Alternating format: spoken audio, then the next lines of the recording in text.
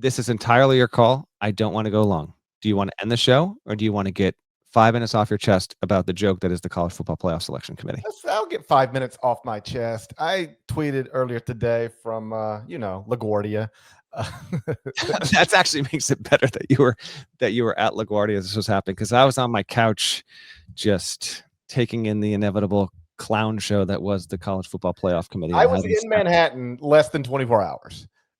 And so I was watching the selection show from LaGuardia and tweeted, they better be glad I don't still do this poll and text. Well, which gets me to, you sure you can't bring it back one more time?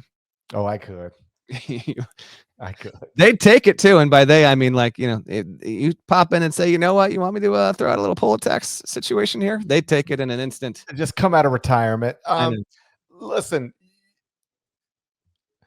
I have no issue with Miami over Notre Dame for the last spot, what amounts to the last at-large spot.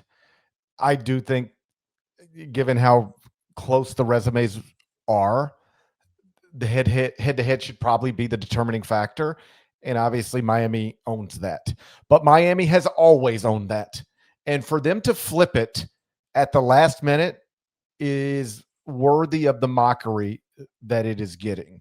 And they can mealy-mouth it all they want to, but I would have more respect for them if they would just admit the truth, because here's the truth.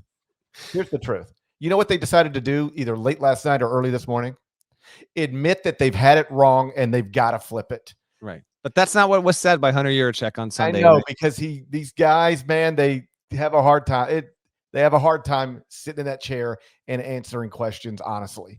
If he'd have just been honest, that's what they did. They just decided, hey, guys, all right, mics off, all the mics off. We're going to get killed tomorrow if we have Notre Dame in above Miami, and people are going to scream head to head, head to head, head to head. So let's fix that. And I think they got it right. I think they got it right at the end.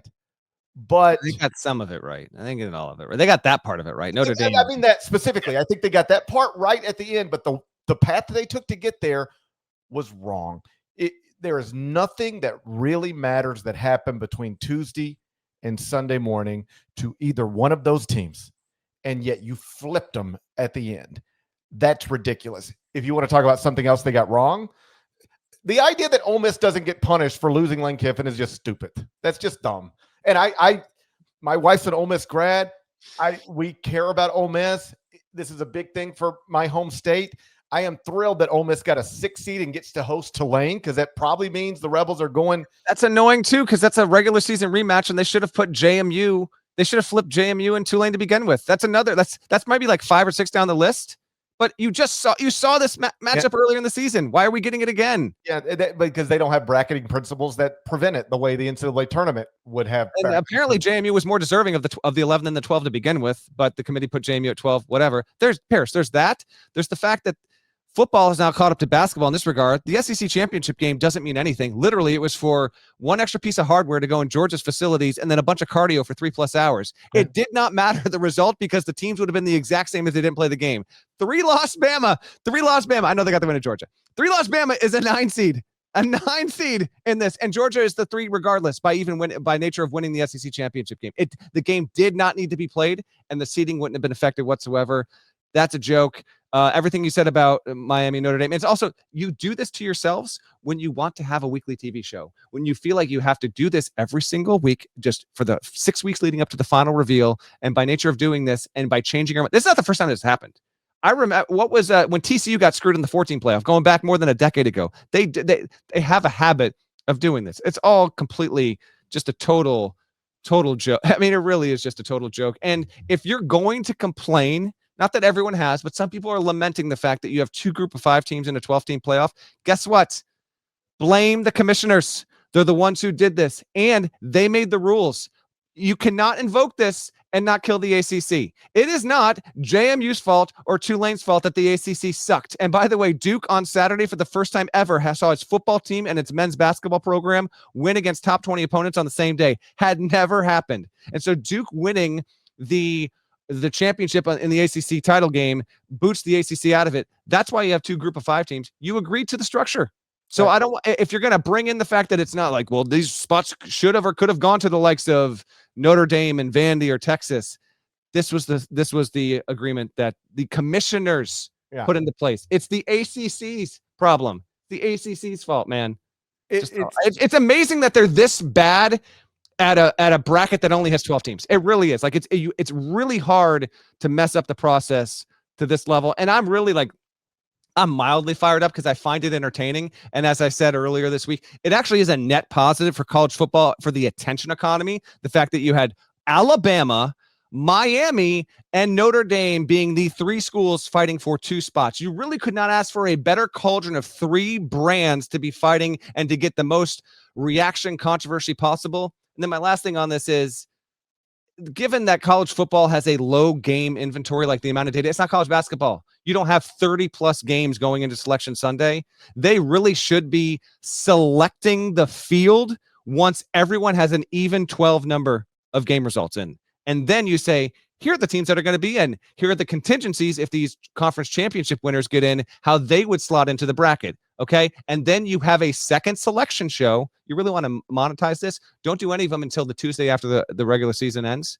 You do the one where everyone's in. Okay, we know these teams are going to be in. We don't know where they're going to be seated. We know they're going to be in because we're evaluating everyone evenly. And then when you play the conference championship games, you get that additional data. Then you can determine where you seed and where you select everyone. But they don't want to do that. They want to imbalance everything and judge an Alabama team that now has 3 losses but doesn't get dinged whatsoever, despite the fact that every other team that lost in a conference championship game scenario went down in the CFP's rankings. Bama was the one exception. It really is incredible that they're this inept at it. And I do wonder, this really is my last thing and then I'm done.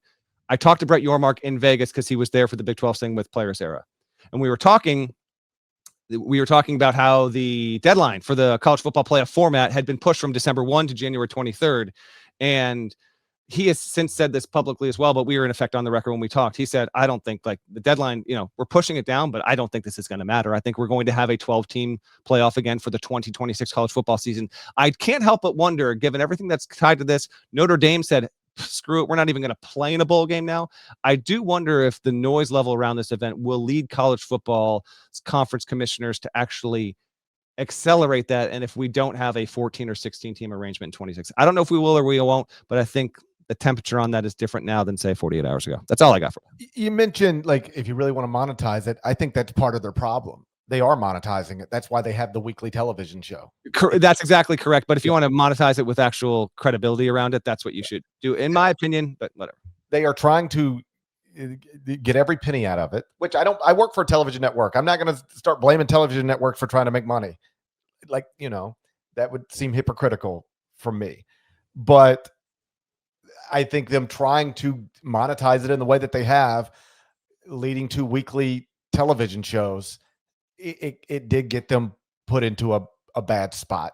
If you didn't have a show last Tuesday or the Tuesday before, and you just popped up this morning and here's our bracket, there's really not a whole lot to argue about.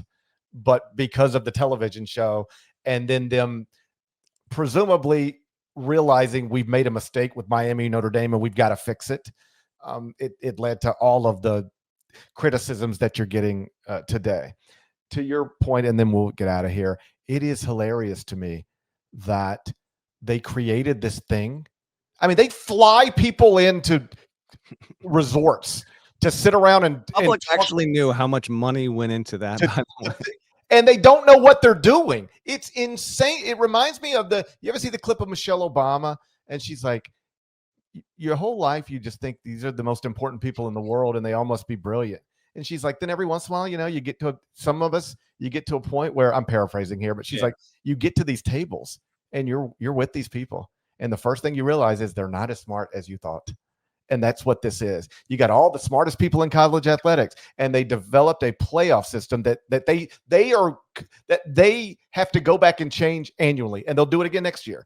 Remember, it used to be, it's the 4 highest rated conference champions have to be 1, 2, 3, and 4 in the bracket. And Tulane would have had the bye if they didn't change it, by the way. And we did that last year, and they were like, well, this is stupid. And it's like, you guys, why didn't you envision this might happen? So then they're like, okay, we got to get rid of that. And that's how you get Ohio State being the 2 seed now, even though it doesn't win a conference championship. All right, so they fixed that, but now they've got a group of 5 problem that they're going to have to address. Well, they have an ACC problem. Again, it is not JMU or Tulane's fault that the ACC sucks. I know, but what you're already hearing is if you're only going to have 12 teams, 2 of them shouldn't be coming from outside of the traditional power structure.